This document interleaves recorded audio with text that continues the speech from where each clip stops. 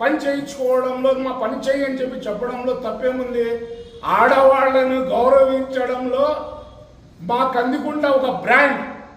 నా భార్యను, ఇంట్లో ఉన్నటువంటి నా భార్య మున్సిపల్ కౌన్సిలర్, మేము 4 ఏళ్లుగా మా వార్డులో గంపడు మన్ను ఎక్కడ వేయలే.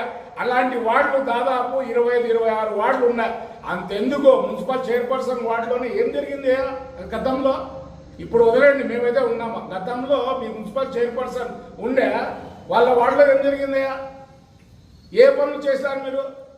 కదిరి నియోజకవర్గంలో దాదాపు 600 కోట్ల రూపాయలు ఈ సంవత్సరంలో అభివృద్ధి చేసిన ఘనత ఒక్క కందికొండ వెంకట ప్రసాద్కి. కాకపోతే మీరు పబ్లిక్ డొమైన్లో చూసుకోండి, లేదా బహిరంగ చర్చకు వస్తే మేము ఎక్కడెక్కడ ఏమేమి పనులు చేశామనేది మీకు బహిరంగ చెప్తాం.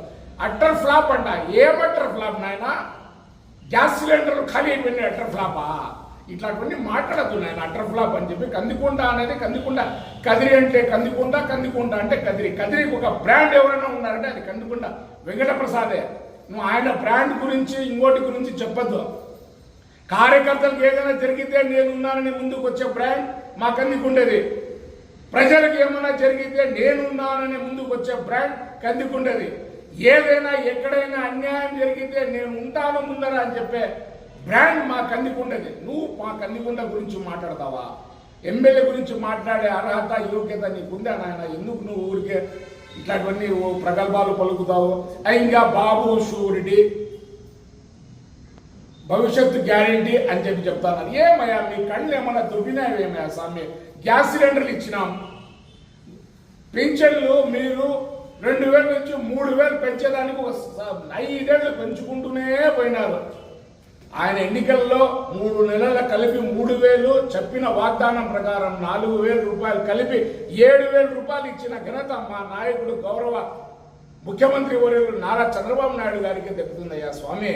అదేవిధంగా డిఎస్టీ పోస్టు గెలుస్తానే మొట్టమొదటిగా నిరుద్యోగులు ఉన్నారని చెప్పేసి నిరుద్యోగుల కోసం డిఎస్సీలో సంతకం పెట్టింది ఆయనయ్యా. ఈ రోజు పరిశ్రమలు వస్తున్నాయంటే, రాష్ట్రంలో వేలాది కోట్ల రూపాయలు పెట్టుబడులు పెడతా ఉన్నారంటే అది ఆ యొక్క ఘనత చంద్రబాబు నాయుడు గారయ్యా. పోలవరంలో మీకు పోలవరం ఒక కల్ప వృక్షం మాదిరి ఉండా, ఏటీఎం మాదిరిగా ఎప్పుడైతే అప్పుడు అసలు మీరు ఏ నిధులయ్యా వాడుకుంది చెప్తే, మైనారిటీల సంక్షేమం పక్కన పెట్టేసి, ఎస్సీ సంక్షేమం పక్కన పెట్టేసి, బీసీ సంక్షేమం పక్కన పెట్టేసి, నా ఎస్సీ, నా బీసీ, నా ఎస్టీ, నా మైనారిటీ అని చెప్పి ఏమయ్యా ఏం పొడిచినావయ్యా తండ్రి?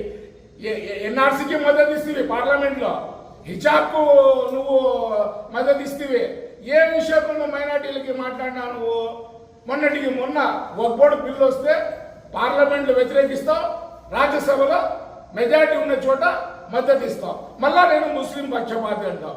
నీకు లెవెన్ రెడ్డి అనక ఇంకేమన్నా వేరే రెడ్డి అంటారేమ్మా స్వామి? ఇవన్నీ వదిలేసి, ఎందుకంటే మాకు చాలా నిన్ను విమర్శించాలంటే సిగ్గుచేటు. నువ్వు వెన్నుపోటు దినం కాదు, రాష్ట్ర వ్యాప్తంగా పెట్టాల్సిందే. గొడ్డలిపోటు దినమని పెట్టు, బాగుంటుంది. ఆ గొడ్డలిపోటు, కోడి పోటు, ఇంకోటి పెడితే నువ్వన్నీ అబద్ధాలన్నీ చెప్పేసి గులకరాయి, కోడికత్తి, గొడ్డలిపోటు ఇవన్నీ ఒక్కొక్క రోజు ఒక ప్రోగ్రాం పెట్టుకొని తిరుగుకో. ఒక సంవత్సరం అయింది. తల్లికి వందనం అనే కార్యక్రమం జూన్లో ఇస్తామంటున్నారు. ఆగస్టు 15వ తేదీ మహిళలకు ఉచిత బస్సు ఇస్తామంటున్నారు. రైతు భరోసా రైతుల ఖాతాల్లో ఖరీఫ్ సీజన్లో ఖచ్చితంగా వేస్తామంటున్నారు. నువ్వు గెలిచిన ఒక సంవత్సరం పాటు అమ్మఒడి వేయలేదు నాయనా. మీరెందుకు చెప్తా అన్నారే, ఏంటి పొడిసేసినట్టు డబ్బులు కొట్టుకుంటున్నారే, ఏం చేస్తారే మీరు? ఒక సంవత్సరం పాటు, ఒక సంవత్సరం తర్వాత అన్ని ప్రోగ్రాంలు చేసినారు. ఈ రాష్ట్రాన్ని విధ్వంసం చేసేసి, ఆర్థిక విధ్వంసం చేసేసినావు. ఈ రాష్ట్రంలో డబ్బులే లేని పరిస్థితి చేసేసినావు. ఈ రాష్ట్రంలో డబ్బులు తీసుకొని వచ్చి పోలవరానికి ఆంధ్రుల హక్కు విశాఖ ఉక్కు అనే కార్యక్రమం ఫ్యాక్టరీని మూతపడుతుంటే ఆ ఫ్యాక్టరీని తెరిపించడానికి ఆయన 11,000 కోట్ల రూపాయలు తీసుకొని వచ్చి అది ప్రైవేటీకరణ కాకోకుండా చేసిన ఘనత మా నారా చంద్రబాబు నాయుడు గారిది, మా తెలుగుదేశం ప్రభుత్వానిది. ఈరోజు మన అమరావతి, మన రాష్ట్ర రాజధాని ఏది అంటే చెప్పుకోలేని పరిస్థితి. 3 రాజధానులు అని చెప్పేసి ఎక్కడా రాజధాని లేని, తల్లికి తండ్రి లేని బిడ్డల్ని చేసేసినావు ఈ రాష్ట్రాన్ని. ఈరోజు అమరావతి రాష్ట్రాన్ని అభివృద్ధి చేయాలని, అమరావతి రాష్ట్రంలో పునర్నిర్మించాలని చెప్పి వేలాది కోట్ల రూపాయలు తీసుకొని వచ్చి అక్కడ నిర్మాణాలు చేపడుతున్న ఘనత కూడా మా ముఖ్యమంత్రి గారిదే. అయ్యా అభివృద్ధి గురించి నువ్వు చెప్పొద్దు. నువ్వు ఊరికే బట్టలు నొక్కుతా అంటే జనంలో డబ్బులు పడతా అంటే బట్టలు నొక్కుతా అంటే డబ్బులు పడతా అంటే నువ్వు బట్టలు నొక్కి డబ్బులు పడినాయా? ఎక్కడైనా ఒక దంపుడు మన్ను వేసావా? కదిరి నియోజకవర్గంలో గ్రామీణ ప్రాంతాల్లో 22 కోట్ల రూపాయలతో పనులు చేశాడు ప్రతి ఒక్క సర్పంచ్. మీ పార్టీ సర్పంచ్లు కడుగు ఏ కార్యక్రమాలు మీ పంచాయతీలో జరిగినాయో ఇవన్నీ తెలుసుకో. రాయచోటి రోడ్ ఇందాక మిత్రుడు రాజశేఖరాచార్య చెప్పాడు. రాయచోటి రోడ్ నుంచి కదిరి నుంచి రాయచోటి రోడ్ వరకు ఏం గుత్తలమయమంటే ఆ రోడ్డు అభివృద్ధి చేసింది ఎవరు?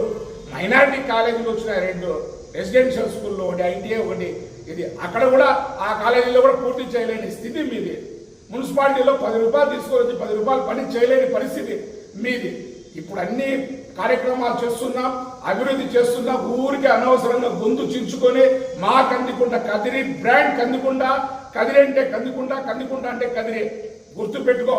ఎవరైనా సరే ఊరికి ఎన్నెన్నో మాటలు మాట్లాడదు. అయ్యా బాబు, ఇంకొక అతను ఈ వైఎస్ఆర్ పార్టీలో గెలిచి టీడీపీలోకి పోయి విప్పు పదవి తీసుకొని నువ్వు అధికారం వెలగబెట్టి నువ్వు అన్ని చేసిన కార్యక్రమాలన్నీ నీకు గౌరవం ఇచ్చింది ఎవరయ్యా? చంద్రబాబు నాయుడు. జగన్మోహన్ రెడ్డి ఇయ్యలేదయా బాబు. నువ్వు పార్టీ మారితే ఈ పార్టీలోకి వస్తే మా నాయకుడే నీకు అందరూ ఎక్కించిండేది. అవి కూడా మర్చిపోయి నువ్వు కూడా మాట్లాడితే ఎట్లయ్యా? అయ్యో వదిలేయండి ఇవన్నీ. మా బ్రాండ్ కందికుంట గురించి మాట్లాడి ఎవరైతే ఈరోజు మాట్లాడారో మీకు అర్హత లేదు.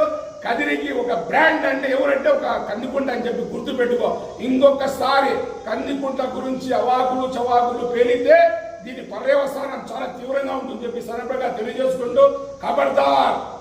జై హింద్, జై కందికుంట.